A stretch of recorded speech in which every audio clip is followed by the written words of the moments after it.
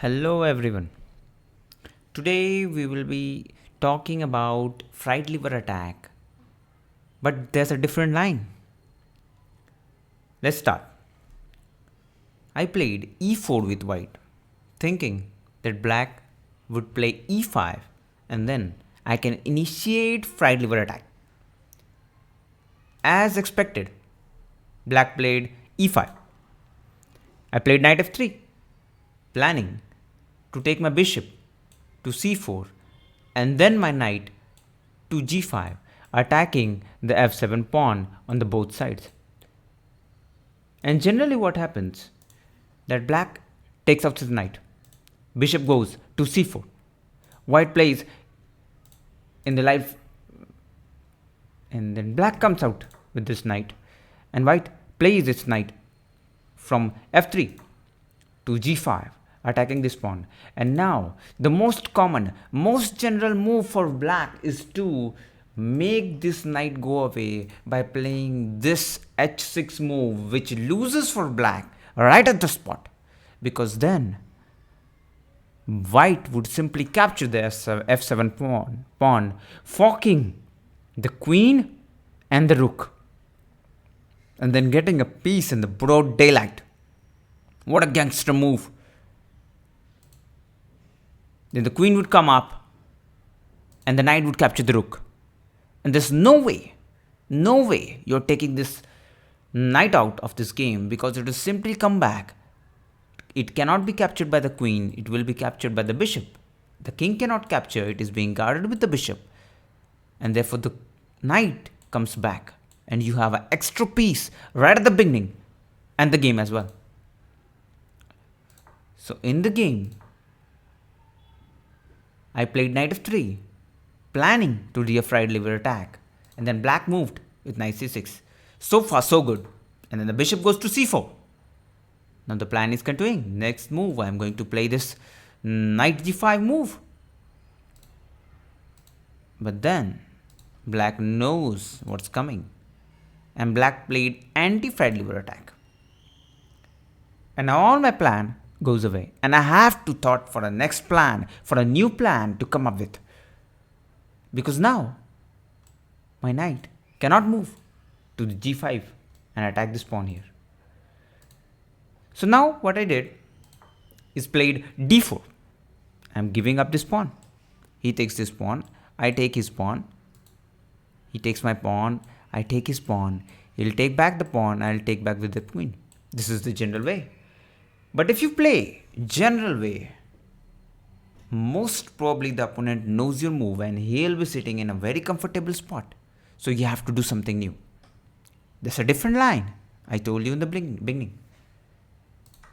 And now black captured it, because why black do not have much to do here. If black do not capture, I'm going to capture it back. So black has to capture. Black captured it. And now I castle, planning to get my rook here and x-raying the king. Now the black is thinking, oh, I just got an extra pawn. What if I save this pawn at this moment, and then my endgame would be a one pawn extra and black would win. Black is planning like that. So black saved this pawn by playing bishop to c5, but he was unaware what was coming next. I gave up another pawn by playing c3. I asked the black a question. What are you trying to do? Are you going to push it down? I'll simply capture it, either by the bishop or by the queen. What would you do? Will you take this pawn? My knight would come up. That is what black is thinking. But that's not the plan. The plan is coming soon. And now black captured it, because black basically do not have another option here, because if black do not take, I'm taking back. And this is the most general, most usual game that an opponent can play, because if you're getting a pawn, you take it generally. So now I play this gangster move, takes out the f7 pawn by the bishop and cuts this f7 pawn and gives a check to the black king, and ask a question. What would you do? What would you do next? Now the black is boomed. It's like, what had just happened? I cannot move to both these places. Then the bishop would go back. And the white would get an extra pawn. So black is planning to capture. He's thinking, oh, the opponent is playing, I don't know what type of opening, is giving away the pawns, and now an extra piece. I'll simply win. Black captured the bishop. Forgetting my next gangster move. Queen to d5. Gives the check to the black king. And forks the bishop at the same time. I have given my bishop, but not for free. I'm taking back my bishop with interest. And here the king has to move back. I take my bishop back. And now I'm threatening so many things.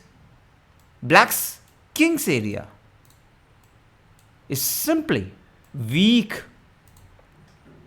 My king, my queen is standing tall at c5, threatening so many things there.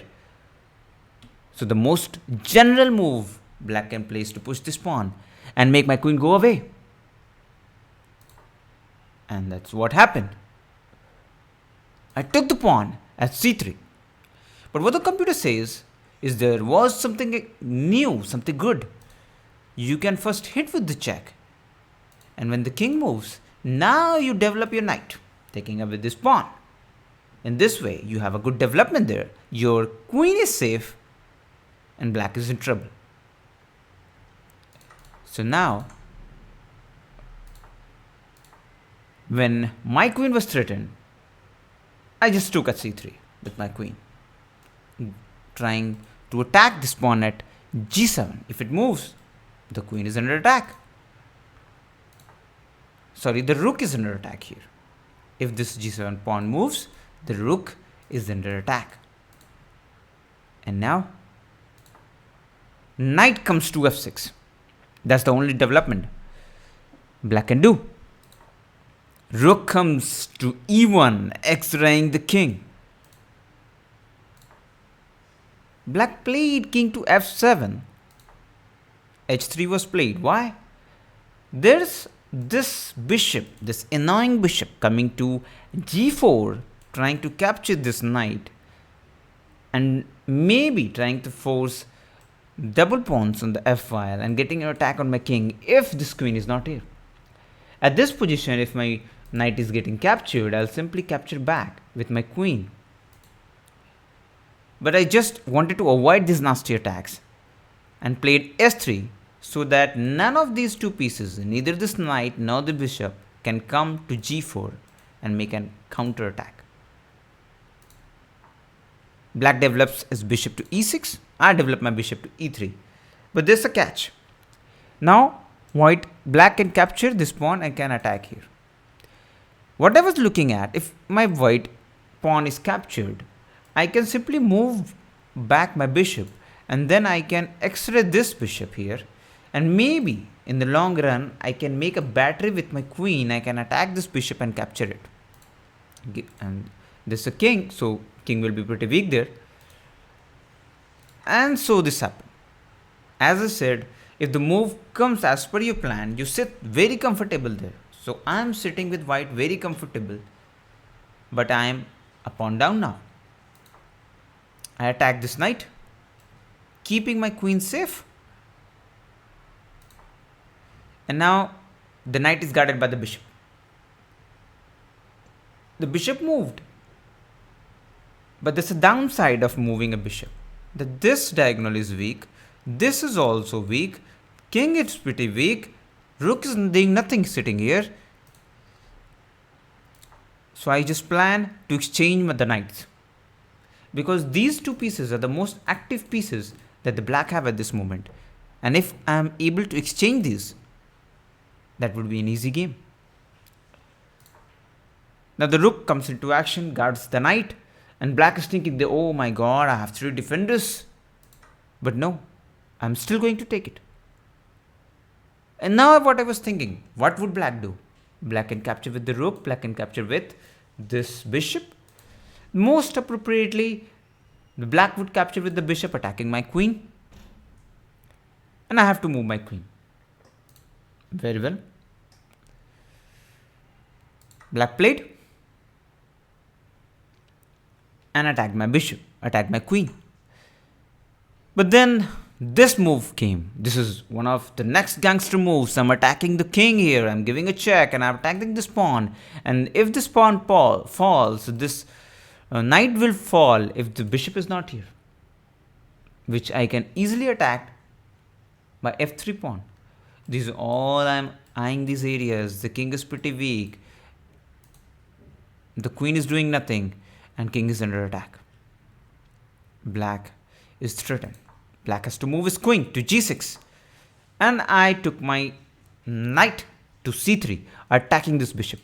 What I was thinking is that if I'm able to grab this bishop here, he has to take this back with the rook.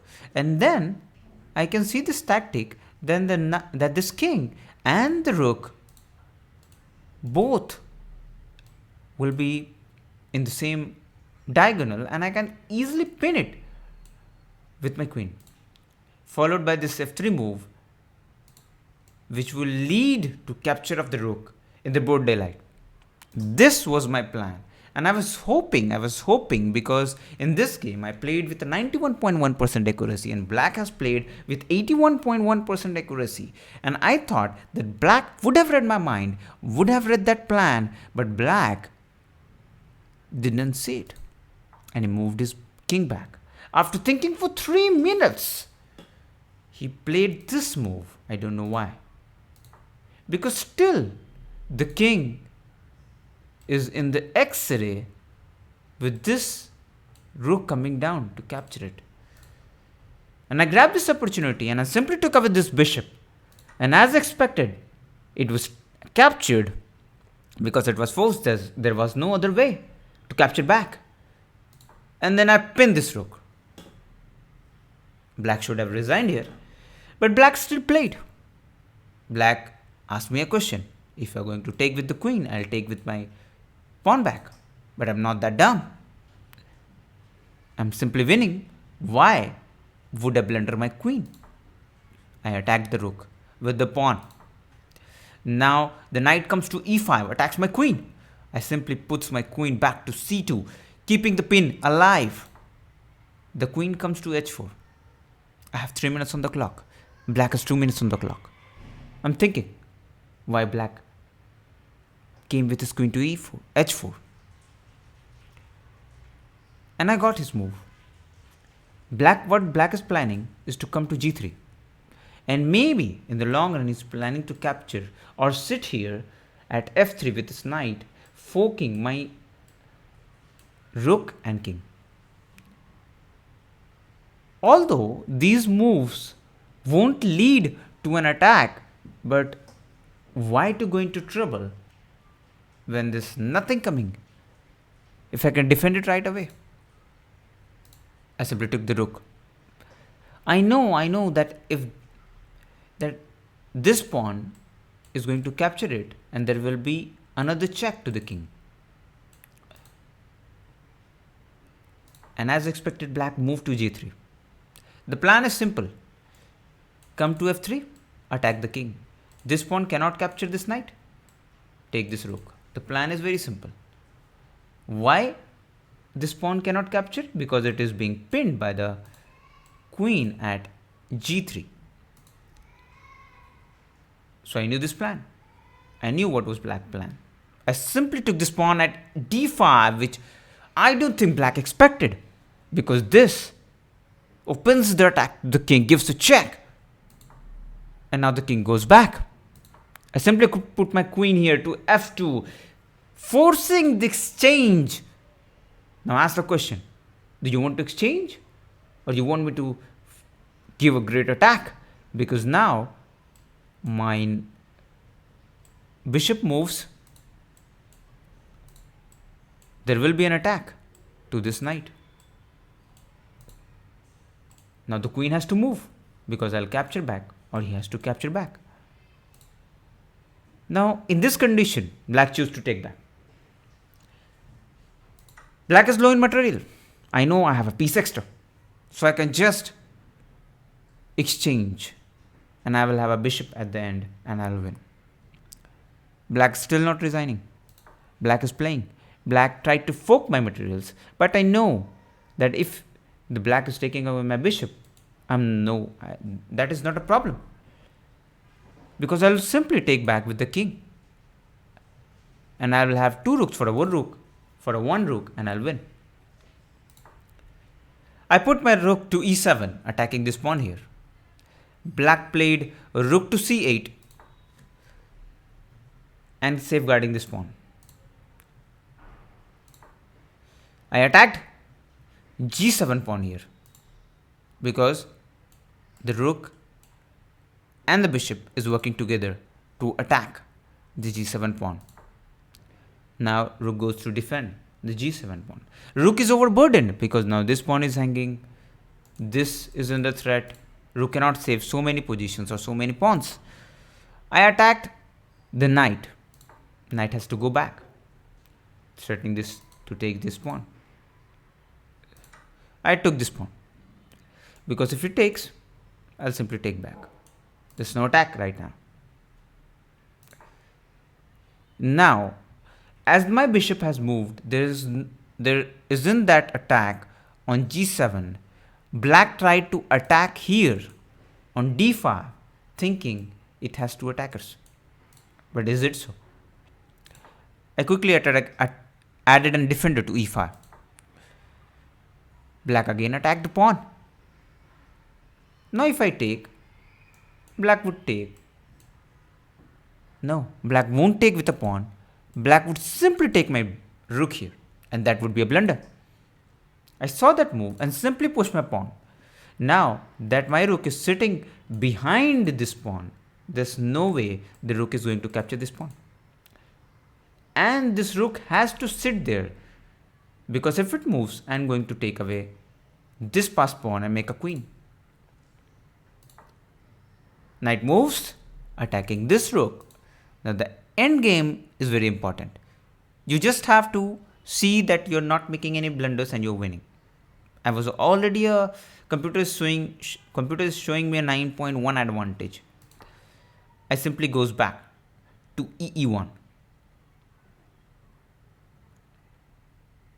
As far away from both the pieces of black. Knight comes to f4. I push my pawn to d7. The plan is simply to go to e8 and attack. Rook has to capture. I'll make my queen and will simply win the match. Black is still playing, trying to do something. I give a check. Rook takes, and there is a queen with a check. This mate in 4. King moved. I hit him with a check. King moved back. I goes to f1, threatening to play this checkmate, because this is already blocked by the queen. So black goes f6, blocking the way for the rook. I simply put my queen back and sits with exiting this position at h7. Black moves it king, trying to move away of the attack. And now the bishop comes. There's too many threads, too many materials, and now black cannot defend.